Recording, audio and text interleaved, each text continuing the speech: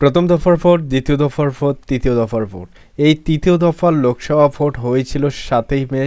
গতকালকে আপনারা তৃতীয় দফার ভোট এখানে দেখেছিলেন কয়েকটি এখানে লোকসভা আসনে, মালদা উত্তর, মালদা দক্ষিণ, জঙ্গিপুর, মুর্শিদাবাদ। এই 4টি লোকসভা আসনে আপনারা তৃতীয় দফার ভোট অনুষ্ঠিত হতে দেখেছিলেন। এই 4টি লোকসভা আসনে অনেকের মনে অনেকটা জল্পনা রয়েছে, কে কোন আসনে জিততে চলেছে। আপনাদের সামনে কিন্তু আজকে পরিষ্কার তুলে ধরব কে কোন আসনে জিততে চলেছে। 100% কে কোথায় আপনারা জিত দেখতে পারবেন এই লোকসভা আসনগুলিতে। তো চলুন সেটাই কিন্তু বিস্তারিত আলোচনা করে আপনাদের সামনে তুলে ধরি। তৃতীয় দফার ভোট পশ্চিমবঙ্গ সহ 10টি রাজ্যে অনুষ্ঠিত হচ্ছে এবং 3টি কেন্দ্রশাসিত অঞ্চলেও কিন্তু এই তৃতীয় দফার ভোট অনুষ্ঠিত হয়েছিল গতকালকে। আসামে 4টি লোকসভা আসন, বিহারে 5টি লোকসভা আসন, ছত্তিশগড়ে 7টি লোকসভা আসন, গোয়াতে 2টি লোকসভা আসন এবং গুজরাটে 26টি লোকসভা আসনের মধ্যে 26টি লোকসভা আসনে ভোট হলো। গতকালকে তৃতীয় দফার লোকসভা ভোটেই এই গুজরাটে কিন্তু 26টি লোকসভা আসনের মধ্যে 26টিতে ভোট হলো। কর্ণাটকে 14টি লোকসভা আসনে ভোট হয়েছিল, মধ্যপ্রদেশে 9টি লোকসভা আসনে ভোট হয়েছিল, মহারাষ্ট্রে 11টি লোকসভা আসনে ভোট হয়েছিল, উত্তরপ্রদেশে 10টি লোকসভা আসনে ভোট হয়েছিল। গতকালকে তৃতীয় দফার ভোট গ্রহণ প্রক্রিয়া ছিল, সেখানে কিন্তু এই যে রাজ্যগুলি ছিল সেগুলো রাজ্যতে কিন্তু তৃতীয় দফার ভোট অনুষ্ঠিত হয়েছিল। তার মধ্যে 3টি কেন্দ্রশাসিত অঞ্চল কিন্তু এখানে ছিল, দাদরা ও নগর হাভেলি, দমন, জম্মু কাশ্মীর। এই 3টি কেন্দ্রশাসিত লোকসভা আসনে ভোট হয়েছিল। মোট 95টি লোকসভা আসনে তৃতীয় দফার ভোট অনুষ্ঠিত হয়েছিল। পশ্চিমবঙ্গের 4টি লোকসভা আসনে আপনারা এখানে দেখেছিলেন গতকালকে 7ই মে এখানে তৃতীয় দফার ভোট অনুষ্ঠিত হয়েছিল। পশ্চিমবঙ্গের 4টি লোকসভা আসনে আপনারা ভোট গ্রহণ প্রক্রিয়া দেখেছিলেন, মালদা উত্তর, মালদা দক্ষিণ, জঙ্গিপুর, মুর্শিদাবাদ। এই 4টি লোকসভা আসনে কোন লোকসভা আসনটি খুবই গুরুত্বপূর্ণ রয়েছে সেটা হলো মালদা উত্তর লোকসভা আসন। এখানে কিন্তু খুবই গুরুত্বপূর্ণ একটি লোকসভা আসন। এখানে কিন্তু খুবই একটি জল্পনা চলছে এই লোকসভা আসনে কে জিততে চলেছে। তো চলুন তাহলে সেটাই কিন্তু বিস্তারিত আলোচনা করা যাক। মালদা উত্তর লোকসভা আসনে 2019 সালে মোট ভোটার সংখ্যা এখানে 16,85,955টি কিন্তু এখানে টোটাল ভোটার ছিলেন। 13,58,706টি এখানে ভোট প্রদান করেছে। তো এখানে কিন্তু ভোটার সংখ্যাটা আপনারা দেখতে পারলেন 16,85,955, তার মধ্যে 13,58,706টি ভোট এখানে প্রক্রিয়া চলে। এই লোকসভা আসনে বিজেপি প্রার্থী এখানে ছিলেন খগেন মুর্মু 2019 সালে।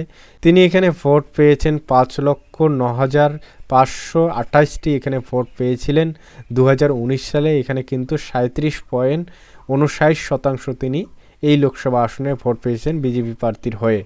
এখানে টিএমসি প্রার্থীর হয়ে 2019 সালে এখানে যে প্রার্থী ছিলেন মৌসুম নূর, এখানে কিন্তু তিনি প্রার্থী ছিলেন 4,25,236টি তিনি ভোট পেয়েছেন। এখানে 31.37% এখানে তিনি কিন্তু 2019 সালে ভোট পেয়েছিলেন। এখানে যে দুটি প্রার্থী আপনি দেখতে পেলেন, এখানে কিন্তু মালদা উত্তর লোকসভা আসনে বিজেপি প্রার্থী জয়ী হয়েছিলেন 2019 সালে, কিন্তু সেই রকম একটা ভোটে কিন্তু এখানে লিড দিতে পারেনি। মাত্র কয়েক হাজার ভোটের এখানে কিন্তু ব্যবধান রয়েছে এই লোকসভা আসনটিতে। মালদা উত্তর লোকসভা আসনের যদি আপনারা ইতিহাসটি একটু ভালো করে দেখেন তাহলে এই লোকসভা আসনটিতে ভাগাভাগি করা হয়। তারপরে কিন্তু 2009 সালে 2014 সালে এখানে কংগ্রেস প্রার্থী জয়ী হয়েছিলেন। মৌসুম নূর কিন্তু এই লোকসভা আসনে কিন্তু তিনি প্রার্থী হিসেবে ছিলেন কংগ্রেসের তরফ থেকে 2009 সালে 2014 সালে, তখন কিন্তু তিনি জিতে গেছিলেন। কিন্তু যখনই 2019 সালে টিএমসিতে তিনি যোগ দেন, তাকে কিন্তু আবারও প্রার্থী হিসেবে সিলেকশন করে টিএমসি প্রার্থী 2019 সালে। দল বদলের পরে টিএমসিতে যোগ দেন তিনি মৌসুম নূর। এই 2019 সালে তাকে আবারও সিলেকশন করা হয় টিএমসি পার্টির তরফ থেকে, আবারও কিন্তু 2019 সালে এখানে দাঁড় করিয়ে দেওয়া হয়। কিন্তু 2019 সালে সেই রকম একটা কিন্তু তিনি প্রভাব দেখাতে পারেননি। এখানে বিজেপি প্রার্থী ছিলেন খগেন মুর্মু।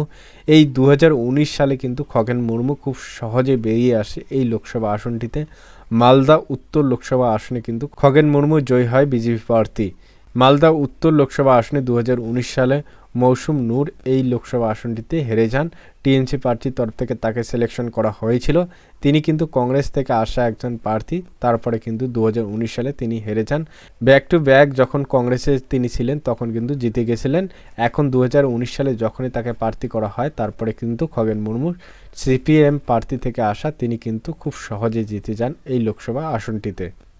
2024 লোকসভা আসনে এখানে কিন্তু ভোটারের যে সংখ্যা সেটা কিন্তু অনেকটা বেড়ে গেছে এই লোকসভা আসনে। আগে আপনারা দেখেছিলেন 16,85,955টি কিন্তু এখানে ভোটার ছিল টোটাল ভোটার। এখন কিন্তু সেটা অনেকটাই বেড়ে গেছে, এখানে 18,62,000 এখানে 35টি কিন্তু ভোটার রয়েছে এই লোকসভা আসনে 2024-এ। এখানে বিজেপি প্রার্থী রয়েছেন খগেন মুর্মু, এখানে তাকেই সিলেকশন করা হয়েছে এবার 2024 লোকসভা ভোটে। এর অপরদিকে টিএমসি প্রার্থী রয়েছেন প্রসেন বন্দ্যোপাধ্যায়, এখানে তাকে টিএমসি পার্টি এবার সিলেকশন করেছে। এইবার কিন্তু 2024-এ মৌসুম নূরকে এখানে বদলানো হয়েছে, তার পরিবর্তে এখানে প্রসেন বন্দ্যোপাধ্যায়কে এখানে কিন্তু প্রার্থী হিসেবে সিলেকশন করেছে টিএমসি প্রার্থী। এখানে কংগ্রেস প্রার্থীর তরফ থেকে দাঁড় করানো হয়েছে মোস্তাক আলমকে, এখানে কংগ্রেসের তরফ থেকে দাঁড় করিয়ে দেওয়া হয়েছে 2024-এ। এপিআই তরফ থেকে জোসেফ কিস্কুকে এখানে দাঁড় করে দেওয়া হয়েছে। আইএসএফের তরফ থেকে মোহাম্মদ সোহেলকে এখানে কিন্তু প্রার্থী হিসেবে সিলেকশন করা হয়েছে 2024-এ। শুধুমাত্র এই প্রার্থীগুলোই নয়, এখানে কিন্তু আরও অনেক নির্দল প্রার্থী রয়েছে এই লোকসভা আসনে। অবশ্যই আপনারা হাড্ডাহাড্ডি একটা লড়াই এখানে দেখতে পারবেন এই লোকসভা আসনে। এখানে মৌসুম নূর 2019 সালে প্রার্থী হিসেবে তাকে সিলেকশন করেছিল টিএমসি, এর পরিবর্তে এবার কিন্তু 2024-এ প্রার্থীকে এখানে চেঞ্জ করে দেওয়া হয়েছে। এর ফলে কিন্তু হাড্ডাহাড্ডি লড়াই আপনারা দেখতে পারবেন 2024 লোকসভা আসনে মালদা উত্তর লোকসভা আসনটিতে। এখানে যতই লড়াই হোক না কেন এখানে কিন্তু বিজেপি প্রার্থী খগেন মুর্মু এই লোকসভা আসনটিতে জয়ী হতে চলেছে, কারণ এই লোকসভা আসনে ভোট ব্যাংকের কোনো রকম প্রভাব পড়বে না এবার 2024 লোকসভা আসনে। এখানে খুব সহজে কিন্তু বিজেপি প্রার্থী খগেন মুর্মু বেরিয়ে আসবে, কিন্তু ভোটের যে মার্জিন সেটা কিন্তু অতটা হবে না। এখানে মোটামুটি 20 থেকে 25,000-এর মধ্যে ভোটে লিড দিবে খগেন মুর্মু, এর বেশি কিন্তু ভোটে লিড দিতে পারবেন না বিজেপি প্রার্থী। তো এই আসনটিতে বিজেপি প্রার্থী জয়ী হতে চলেছে। এর পরের লোকসভা আসন হলো মুর্শিদাবাদ লোকসভা আসন। এই মুর্শিদাবাদ লোকসভা আসনের যদি আপনারা ইতিহাসটি দেখেন তাহলে এখানে কিন্তু কংগ্রেস প্রার্থী সেরকমটি প্রভাব ফেলতে পারেনি বিগত বাম জামানায়। তারপর বাম জামানার শেষের দিকে 2004 সালে 2009 সালে এখানে কংগ্রেস প্রার্থী জয়ী হয়েছিলেন এই লোকসভা আসনটিতে। এখানে কংগ্রেস প্রার্থী ছিলেন মান্নান হোসেন, কিন্তু এই লোকসভা আসনটিতে জয়ী হয়েছিলেন কংগ্রেসের প্রার্থীর তরফ থেকে। 2014 সালে সিপিএমের প্রার্থী এখানে কিন্তু তাকে হারিয়ে আবারও কিন্তু এই লোকসভা আসনে সিপিএমের প্রার্থী এখানে জয়ী হয়েছিলেন 2014 সালে। তারপর তিনি 2014 সালের পরে কংগ্রেস থেকে টিএমসিতে যোগদান দিয়েছিলেন। 2019 সালে এখানে যদি আপনারা দেখেন আবু তেহের খান পেয়েছিল 6,04,346টি ভোট পেয়েছিলেন এই আবু তাহের খান। 41.56% ভোট পেয়েছিলেন 2019 সালে টিএমসি প্রার্থী। এরপরে সেকেন্ড পজিশনে ছিলেন কংগ্রেস প্রার্থী আবু হেনা, তিনি কিন্তু এখানে 3,77,929টি ভোট পেয়েছিলেন। এই লোকসভা আসনে আপনারা যদি এখানে মার্জিনটা দেখেন তাহলে কিন্তু মোটামুটি 2 লক্ষর কাছাকাছি ভোটে লিড দিয়েছিলেন টিএমসি প্রার্থী। এখানে আবু তাহের খান এখানে কিন্তু এই লোকসভা আসনটিতে জয়ী হয়েছিলেন 2019 সালে। এখন 2024 অনেকটাই যেহেতু পরিবর্তন হয়েছে, মানুষের মনের ভাব অনেকটাই পরিবর্তন হয়েছে, তাই এখানে কিন্তু হাড্ডাহাড্ডি একটা লড়াই আপনারা দেখতে পারবেন। এই লোকসভা আসনেও আপনারা দেখতে পারবেন সংখ্যালঘু সম্প্রদায় একটু বেশি পরিমাণে রয়েছে। যদি সংখ্যালঘু সম্প্রদায়ের ভোটটি এক পর্যায়ে চলে যায় তাহলে কিন্তু যে কোনো প্রার্থী এই লোকসভা আসনটিতে বেরোতে পারে, হয়তো বা কংগ্রেস নয়তো এখানে টিএমসি প্রার্থী কিন্তু 2024-এ বেরিয়ে আসবে। আর যদি 2024 সালে সংখ্যালঘু ভোটটা ভাগাভাগি হয়ে যায় টিএমসি এবং কংগ্রেসের মধ্যে তাহলেই এখানে বিজেপি প্রার্থী কিন্তু বাজিমাত মেরে দেবে 2024 লোকসভা আসনে। খুব সহজে মুর্শিদাবাদ লোকসভা আসনে কিন্তু বিজেপি প্রার্থী জয়ী হবে। তো হাড্ডাহাড্ডি লড়াই একটা দেখতে পারবেন, ত্রিমুখী লড়াই আপনারা দেখতে পারবেন মুর্শিদাবাদ লোকসভা আসনে। তো ভিডিওটি দেখে কেমন লাগলো অবশ্যই কমেন্ট করে জানাবেন। এছাড়াও আপনারা অবশ্যই কমেন্ট করে জানাবেন তৃতীয় দফার লোকসভা ভোটে যে 4টি লোকসভা আসন রয়েছে এর মধ্যে কোন কোন প্রার্থী কোন কোন লোকসভা আসন থেকে জয়ী হওয়ার সম্ভাবনা বেশি রয়েছে সেটা অবশ্যই আপনারা কমেন্টে মেনশন করে দেবেন। তো ভিডিওটি দেখার জন্য অসংখ্য ধন্যবাদ সবাইকে। জয় হিন্দ, জয় ভারত। আশা করি তোমরা সবাই ভালো আছো, ভালো থাকবেন।